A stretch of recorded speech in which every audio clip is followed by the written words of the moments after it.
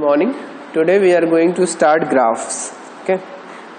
Next unit है एक पूरा का पूरा बहुत अच्छा सा टॉपिक है, इम्पोर्टेंट भी है.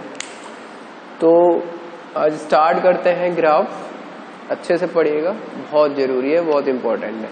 तो इसमें सबसे पहले बेसिक, वैसे ग्राफ होता क्या है? ग्राफ होता है एक एज और वर्टिसेस का कलेक्शन होता है. ठीक है, ऑर्डर्ड कलेक्शन भी कहता है. ठीक है, जहां पर एज है वो वर्टिसेस आर द नोड्स, और जो एज है ये दो वर्टिसेस के बीच का कनेक्शन शो करता है. ठीक है, जैसे ये 1 2 3 4 है. ठीक है, तो जो ग्राफ है वो मतलब 1 2 3 4 ये तो नोड्स हो गए, और जो वर्टिसेस आएंगी कौन कौन सी होगी? 1 2 1 3 2 4 और 3 4. ठीक है, ये वर्टिसेस हो गए, ये वर्टिसेस और ये एजेस. ये वर्टिसेस है या नोड्स भी कहते हैं इनको, और ये एजेस हो जाएंगे इसकी. ठीक है, तो एज होता है दो वर्टिसेस, ये दोनों वर्टिसेस इस एज के एंड पॉइंट्स कहलाते हैं. ठीक है, और एज को इस तरह से रिप्रेजेंट करते हैं. तो ये एक ग्राफ हो गया. सेकेंड है एडजेसेंट वर्टिसेस. एडजेसेंट वर्टिसेस वो होते हैं जो किसी एज के एंड पॉइंट हो, मींस एक एज दोनों को कनेक्ट किए हुए है. तो जैसे ये 2 और 4 एडजेसेंट है, 1 2 एडजेसेंट है, लेकिन 2 और 3 एडजेसेंट नहीं है, ना ही 1 और 4 एडजेसेंट है. ठीक है, तो ये हो गया एडजेसेंट वर्टिसेस. ठीक, अगला है आउट गोइंग एजेस. ठीक है, नंबर ऑफ एजेस, जैसे अभी देख लेते हैं, उससे पहले ये टॉपिक कवर कर लेते हैं. दो वहां से उठाए हैं. अगला देखते हैं, पहले टाइप्स ऑफ ग्राफ्स थोड़े से देख लेते हैं, उसके बाद आगे का कंफर्म हो जाएगा. टाइप्स ऑफ ग्राफ में पहला है अनडायरेक्टेड ग्राफ. अनडायरेक्टेड ग्राफ में होता है कि नॉर्मल ग्राफ जिसमें कोई भी डायरेक्शन नहीं दी रखी हो. तो ये देखिए, इसमें कोई डायरेक्शन नहीं है, तो एक अनडायरेक्टेड ग्राफ हो गया. ठीक है, अगला है डायरेक्टेड ग्राफ. तो डायरेक्टेड ग्राफ वो होते हैं जिसमें एज को डायरेक्शन दे जाते हैं. या 1 to 2 में एक डायरेक्शन है, जैसे 4 to 2 में एक डायरेक्शन है, 4 to 3 है, यहाँ 1 to 3 है. मतलब इस तरह से दे रखा है कि वो ये जो एज है ये सिर्फ 1 to 2 जा सकती है, 2 to 1 नहीं जा सकती. रिवर्स पॉसिबिलिटी नहीं होती है. ठीक है, तो जैसे इसको इस तरह से भी कर सकते हैं, जैसे ये डिफरेंट स्टेट्स है किसी मटेरियल की, और इस स्टेट से इस स्टेट तक हम जा सकते हैं, बट इससे रिवर्स नहीं हो सकता. ठीक है, तो इस तरह से जब जो अगर ग्राफ दे रखा है इसको कहेंगे डायरेक्टेड ग्राफ. ठीक है, और नेक्स्ट है directed acyclic graph. Directed acyclic graph means होता है जिसमें कोई साइकिल नहीं हो. ठीक है, देखो अगर 1 2 तो यहाँ कोई साइकिल नहीं बन रही है. अगर यहीं पर एक इस तरह से होता कि एक ये रहता और इस तरह से अगर होता, तो देखो 1 से 3 3 से 5 5 से 1 ये साइकिल बन जाती. ठीक है, तो उसको कहते हैं साइक्लिक ग्राफ. लेकिन डायरेक्टेड एसाइक्लिक ग्राफ का मतलब है एक तो डायरेक्शन होनी चाहिए एजेस में, प्लस कोई साइकिल फॉर्म नहीं करना चाहिए. ठीक है, तो इसको कहते हैं डायरेक्टेड एसाइक्लिक ग्राफ. तो ये हो गया डायरेक्टेड एसाइक्लिक ग्राफ. मल्टीग्राफ. मल्टीग्राफ में क्या होता है कि जैसे 1 to 2 एक एज है, एक और एज है. ठीक है, एक 1 to 1 एज है. तो इस तरह से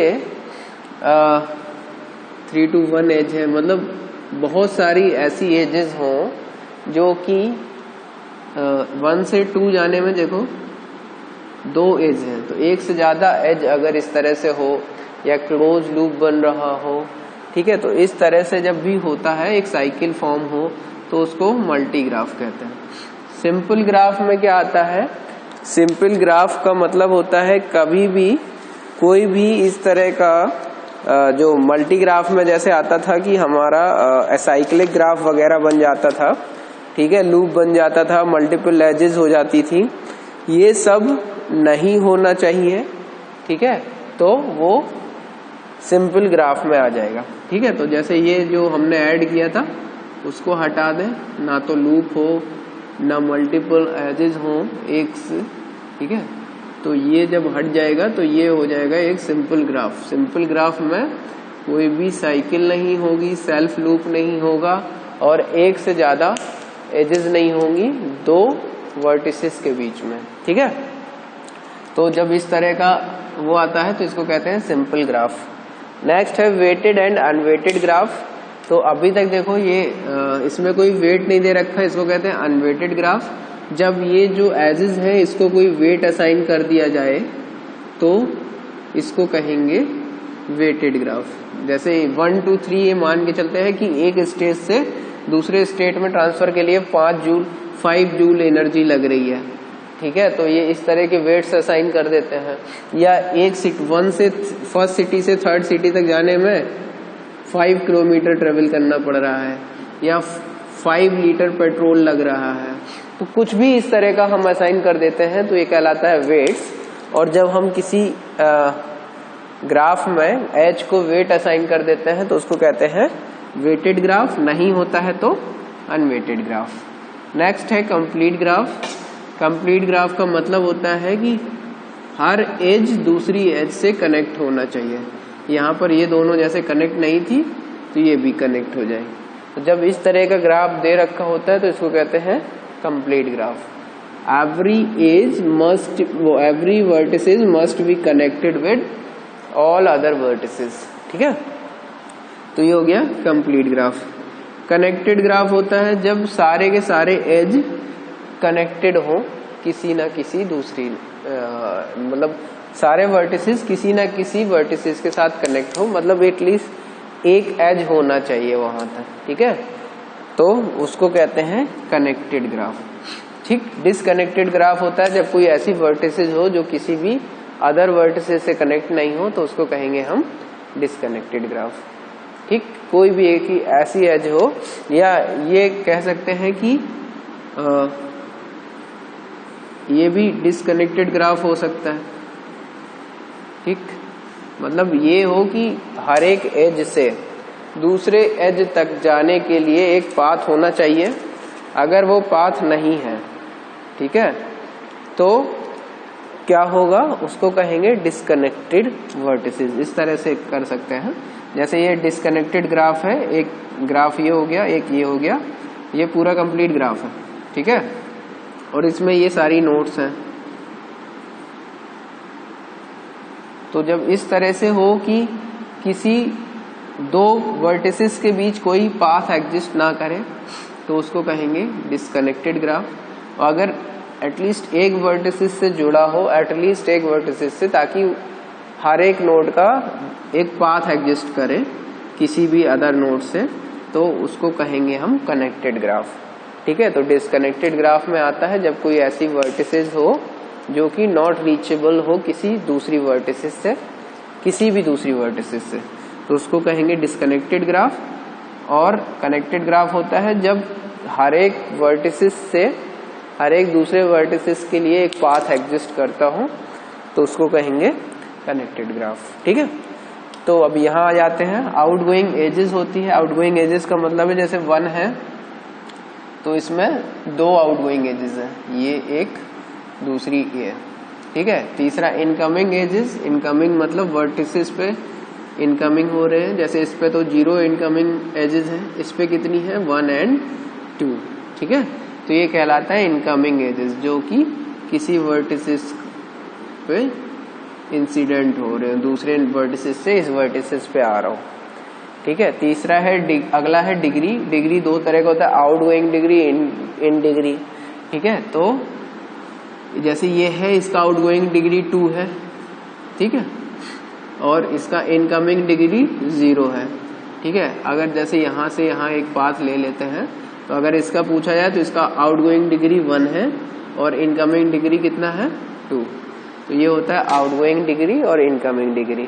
अगर ये इनडायरेक्टेड है तो, वो डायरेक्टेड है तो, अनडायरेक्टेड है तो सिंपल है, इसमें कितना आ रहा है 1 2 3, इसका डिग्री 3 है, इसका 1 2 3, इसका डिग्री 3 है। ठीक है, तो अनडायरेक्टेड में ये सब नहीं होता है, डायरेक्टेड में देखा जाता है आउटगोइंग डिग्री है कि इनकमिंग डिग्री है। ठीक है, और अनडायरेक्टेड में सिंपल डिग्री रखते हैं।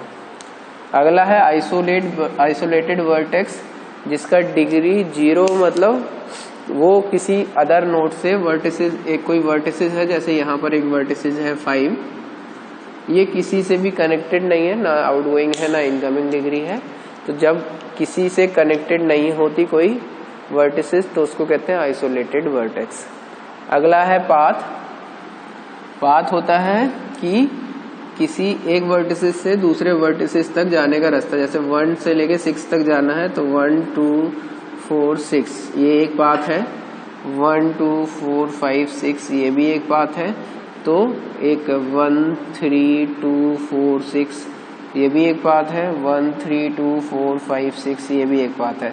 तो एक पाथ होता है कि एक वर्टेक्स से दूसरे वर्टेक्स तक जाने के लिए जो रास्ता हो वाया डिफरेंट यूजिंग, ये एज है तो इससे यहाँ जाएंगे, इससे यहाँ जाएंगे। तो अगर एक वर्टेक्स से दूसरे वर्टेक्स तक जाने का जो भी पाथ है उसको कहेंगे हम रास्ता है अगर तो उसको कहेंगे पाथ। ठीक है, अगला है साइकिल। साइकिल का मतलब जैसे 4 5 6 से एक क्लोज लूप बना रहा है, तो जब इस तरह का क्लोज लूप फॉर्म होता है तो इसको कहते हैं साइकिल। ठीक है, और सेल्फ लूप भी साइकिल में ही आता है। ठीक है, अगर कोई नोड खुद से इस तरह से कनेक्टेड है वो भी सेल्फ लूप में आता है, इसको भी साइकिल कहते हैं। ठीक, अब आता है स्ट्रांगली कनेक्टेड नोड्स।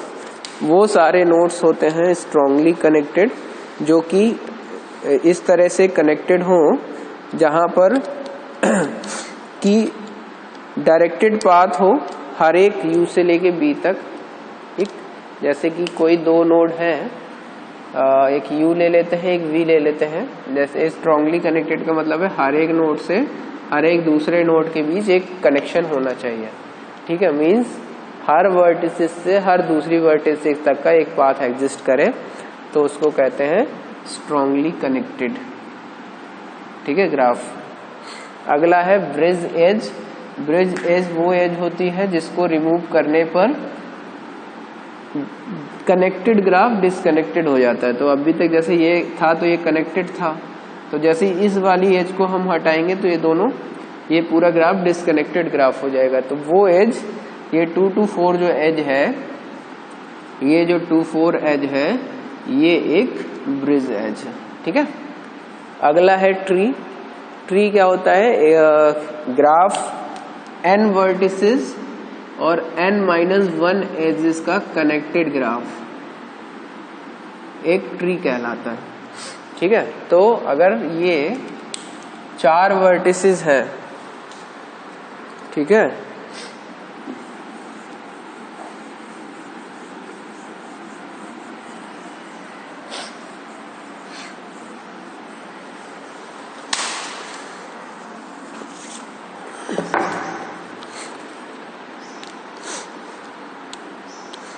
ठीक है, तो अगर ये 4 वर्टिसेस थी, अब ट्री बनाना है तो